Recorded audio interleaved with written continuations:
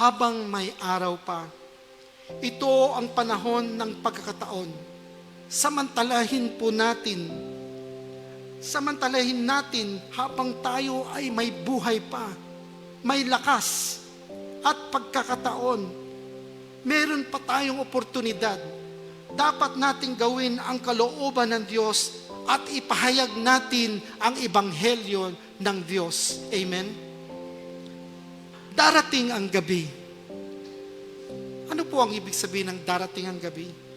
Ito ay tumutukoy sa panahong mawawala na ang pagkakataon. Maaring dahil sa kamatayan o pagtatapos ng ating buhay dito sa mundo, o pagdating ng panahon ng paghatol, Day of Judgment.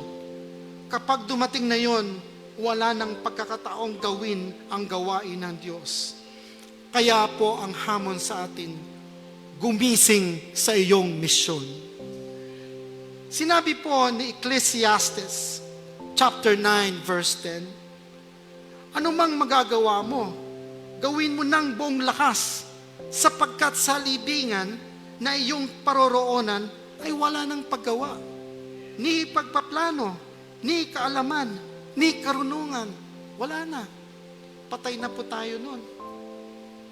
Kaya mga kapatid, samantalahin natin ang pagkakataon na ibahagi natin ang Panginoong Hesukristo.